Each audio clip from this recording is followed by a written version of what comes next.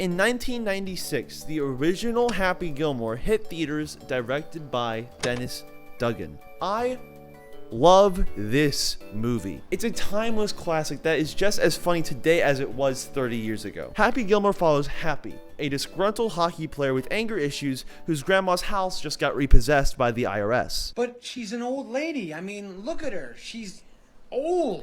So he turns to professional golf to buy his grandma's house back. That's it. It's simple. The setup is basic, but it's intriguing. Now, let me try to summarize Happy Gilmore 2.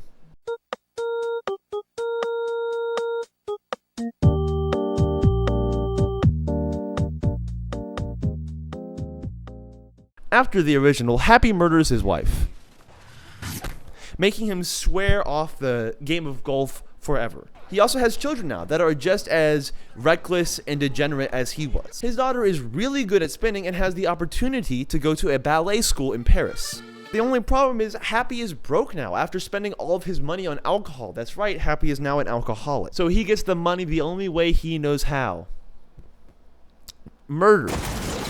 Around this time, Happy runs into a guy at a grocery store trying to sell him into this Golf Revolution energy drink, whatever it is. So Happy catches yet another body. As a part of his punishment for, exploding 3 high schoolers, he has to promise to stay sober. So as he's playing golf to try and win money to send his daughter to college, we learn that energy drink guy broke Shooter McGavin out of a mental hospital and is currently trying to get him to join in his kangaroo court golf bullcrap, where apparently they sever your hip joint, making you be able to wind up super tight and hit the ball really far. So now, Happy not only has to compete for the future of his daughter, but for the future of golf itself in this weird American Ninja Warrior gladiator style golf course. So do you see the issue here? Not only is the sequel substantially more convoluted and complicated for seemingly no reason, but it also, substance-wise, it's kind of all over the place. And that's not my only gripe with the movie, but I don't want to get ahead of myself. So let's start with the things that I did like about the movie. There's this genuinely really funny ongoing bit where Happy has hundreds of flasks disguised as everyday objects just filled with alcohol, and I think that's just a really funny joke, so I'm gonna give him a point for that one. This is pretty good. The first 45 minutes or so of this movie are genuinely pretty solid. I like the setup, I like most of the comedy. Hell, I even like when they brought Happy's old caddy back. I thought that was pretty well done.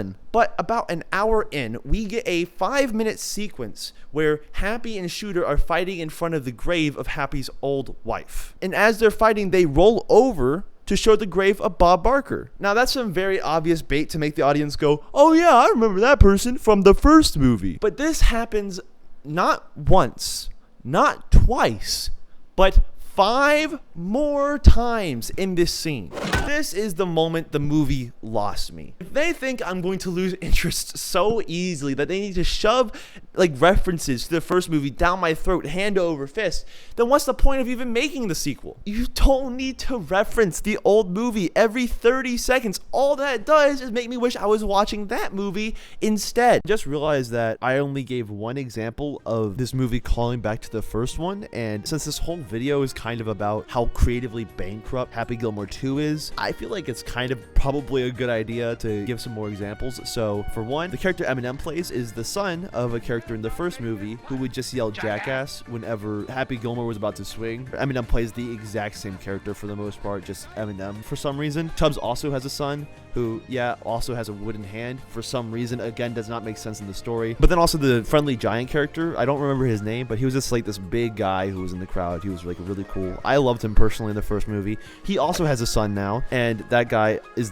also the exact same character. Also, Hal makes a return in this movie. If you don't know, in the first movie, there's this character named Hal who's played by Ben Stiller, and he basically owns this elderly retirement home, but it's forced labor camp for elderly people, and it's really funny. He makes a return in this movie as a Alcoholics Anonymous leader kind of person. Also, Happy's caddy returns. And speaking of caddies, just a quick shout out to Bad Bunny, who just absolutely steals the show in every scene he's in this movie. Just absolutely phenomenal performance by Bad Bunny.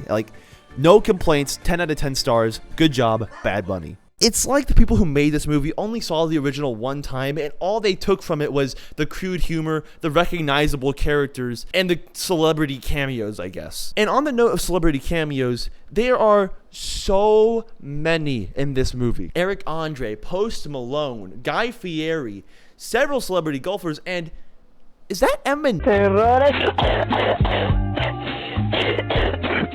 The only new thing they try to bring to the table is this Cyberpunk 2077 Apple Watch Pro Max bullcrap. The people who made this movie obviously have no idea what made the original Happy Gilmore so magical. This isn't a passion project, it's piracy of nostalgia. But honestly, that's all the anger I can muster up for one video. I just wanted to rant about this for a little bit because this has bothered me way more than I have any right to be bothered.